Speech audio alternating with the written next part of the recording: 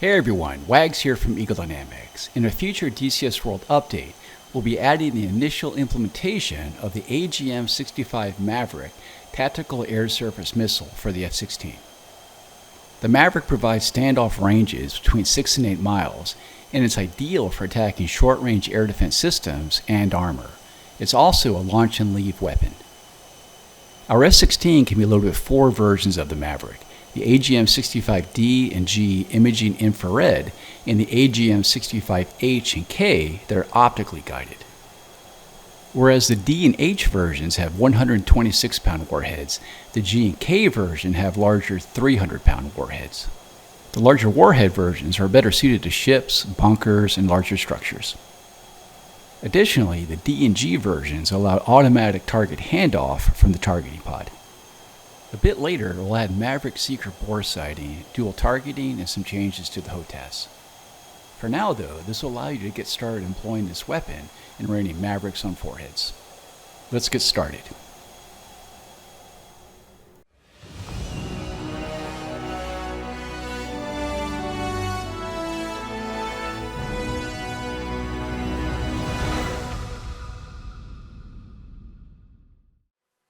Okay, so before we jump into the mission itself, let's take a look at some of the HOTAS commands that we're going to be using.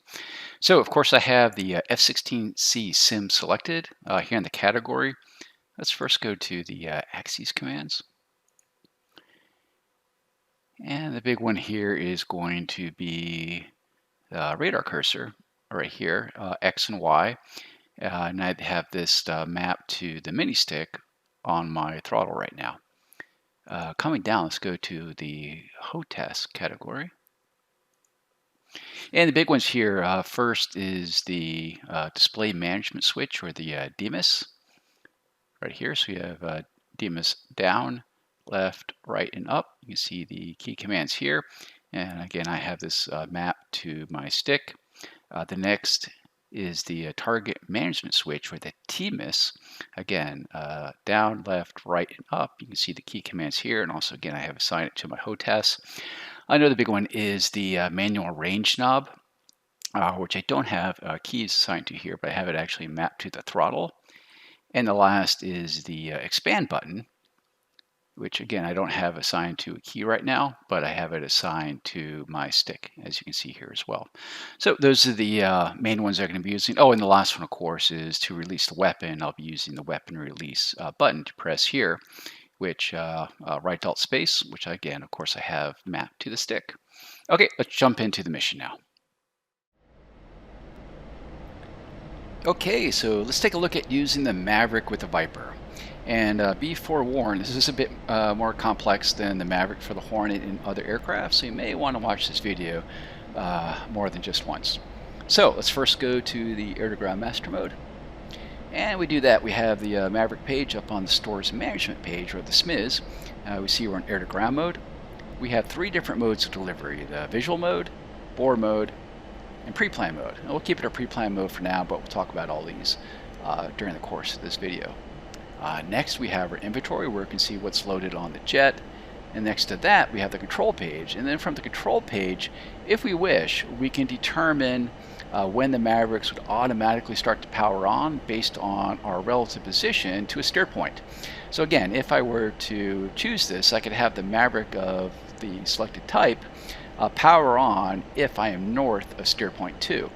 But I can of course change the steer point, say to steer point 3, enter, and then change the cardinal direction of north, east, south, west, back to north. Let's come out of the control page. We see that we have a single 65 Delta loaded, ready.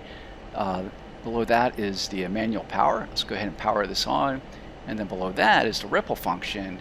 In this case, I have 2 Mavericks, and they're both loaded on LAU 117 single rail launchers. But if I had a situation where I had multiple Mavericks on LAU 88s, then I can determine how many Mavericks to launch per pulse using this function. And then finally, the 3 here in the corner indicates that I have a 65 Delta on station 3 over here. Let's change weapon type to a 65 Golf. Again, I'll go to pre-plan mode, manual power on, and we have a 7 now, indicating that the 65 Golf is here on Station 7. Briefly up here in the HUD, when I'm in pre-plan mode, I have an azimuth steering line in a box indicating the flight direction of where the targeting pod is currently looking. And speaking of the pod, let's go ahead and turn the laser on and bring up the pod on the left MPD. Now in this little video, I have several ZSU 57-2s at an airbase at steer point 2. So let's go to the ICP and change that to steer point 2. And because I'm in pre-mode, the targeting pod is automatically looking at that location. And on the stick, let's hit the expand button to change our field of view. And we can use the manual range buttons to zoom in and out. A lot of smoke here. Let's go T-minus left short for a camera change. And we can start to see some stuff. Now let's go to a black hot. Yeah, now I can really see much better. Okay, let's keep that there for now. And back on the right. Now once the Maverick is done spooling up and ready to display video, it won't actually display video here on the SMIS page. Instead it'll be doing it on the weapon page. And to bring up the weapon page, let's do that now. We have an open OSB here. Let's map the weapon page to that. So double press. We have the list of pages here. We have weapon, press it, and now we have the weapon page up. And note, we have a not timed out message, and that's because it takes the Maverick about 3 minutes to spool up, and we haven't reached that point yet. So we'll sit tight for now. But in the meantime, let's go ahead and make this soy by going D-minus F short. And we have our polarity indication. Right now it's HOC for hot over cold. But if we go T-minus left short, we can go to cold over hot. And then one more time, we can go to area. And we only have this option for the Golf and Kilo versions because those have a force correlate mode, whereas the others use a Centroid Track. A Centroid Track is looking for a very definitive contrast, either visual IR to track a target like a tank. Whereas a force correlate is actually building an overall scene to determine the pointing. But because we're going after a AAA piece here, we're going to be going to a Centroid Track. So let's go to hot over cold. And the biggest difference here you'll see once the video comes online is the symbology color. I'm going to keep it there for now. Now, with a pre-planned attack, the biggest advantage here is that we can use the targeting pod to automatically slave the Maverick line of sight to where the targeting pod is looking. Now within the targeting pod, we have two different handoff modes. We have manual handoff, indicated by man, and then we have auto handoff.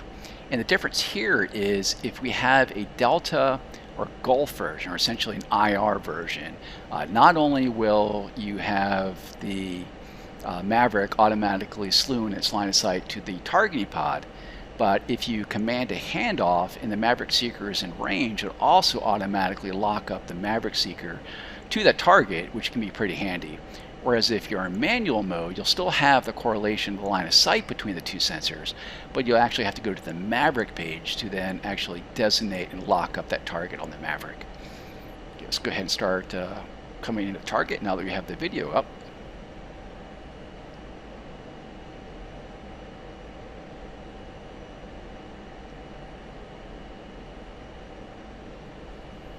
And you also notice on both the pages over the station of 7 we have an S, and that indicates that the Maverick is in slave mode, but it has not been given a lock command to correlate with the TGP yet. And we'll be doing that here in a minute.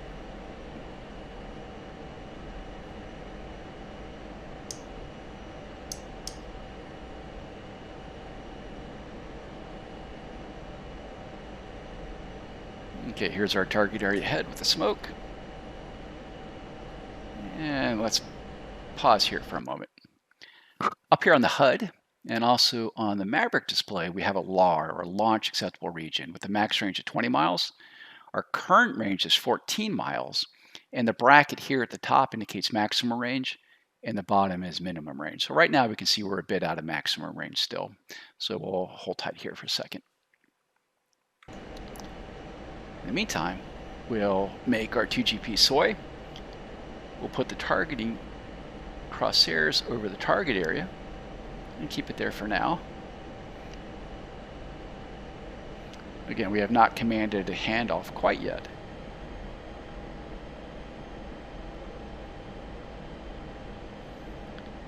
Now Maverick soy, let's do expand mode to zoom in a bit. Back to the TGP. Okay, 11 miles from target, 10 miles, almost there.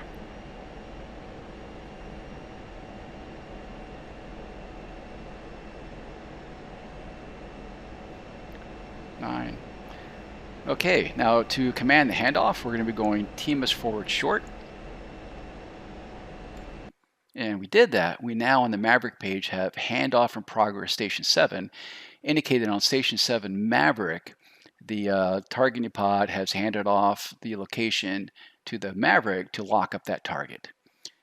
We can also see that we have a 1 over the station for the line of sight being correlated.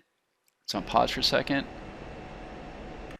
It very, very briefly went to a T, indicating that the TGP lock command was given, and then it very quickly went to a C, indicating the handoff is now completed and that the Maverick is now tracking that target, which you can see by the collapsed crosshairs on the target on the Maverick page. Up here on the HUD, again, the square indicates where the targeting pod is looking, and the circle indicates where the Maverick is looking. You can see again that these are also correlated together. In the LAR, we're 8 miles, well within range. So let's unpause, hold down the weapon release button, and rifle.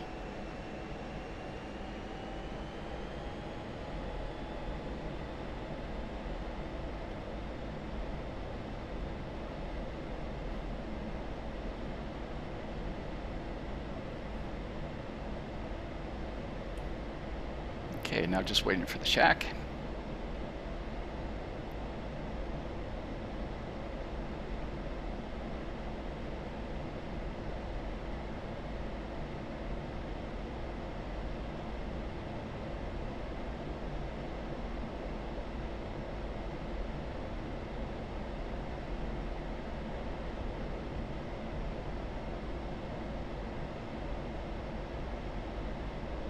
And shack.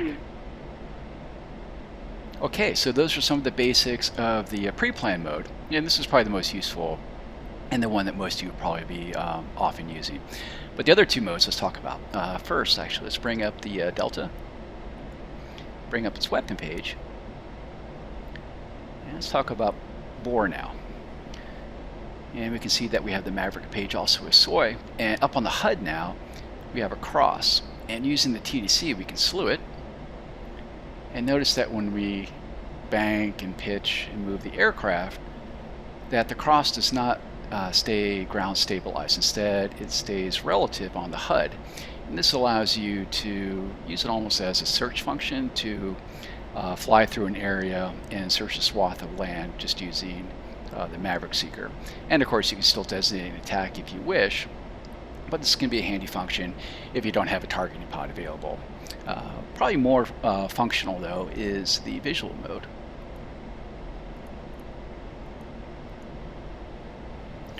And we do that, we now have, you can see a box that is caged to the velocity vector, and the box indicates where the Maverick Seeker is currently looking, as you can see.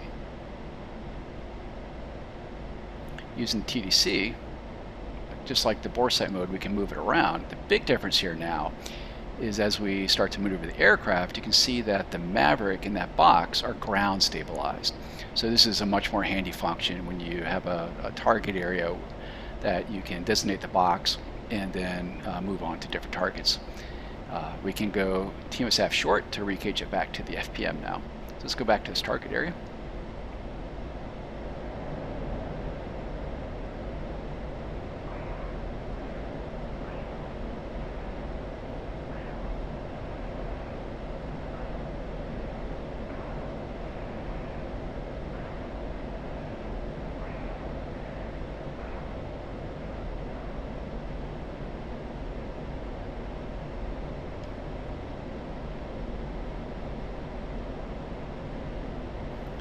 Okay, we go back to our Maverick display. Let's go ahead and expand and change our field of view.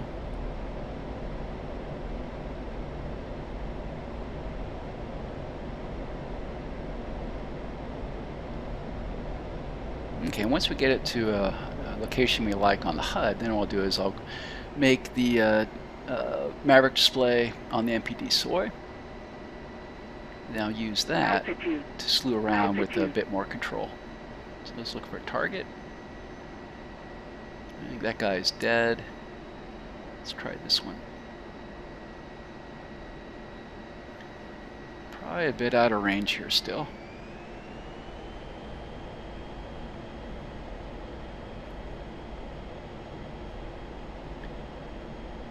So to manually initiate Maverick lock, we'll go ahead and go TMUS forward short. We got a good lock with the collapsed crosshairs. Press, and also again you can see on the HUD the circle indicates where the Maverick is looking, the box is where the targeting pod is looking. Press and hold the weapon release button and rifle.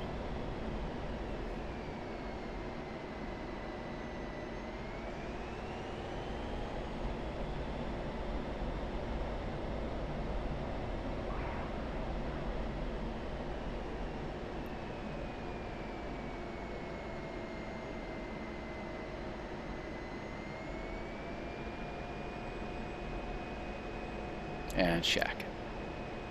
Anyhow, folks, that's an overview of some of the initial functions of the Maverick for the Viper. I very much hope you enjoyed this video, and I'll see you next time. Thanks.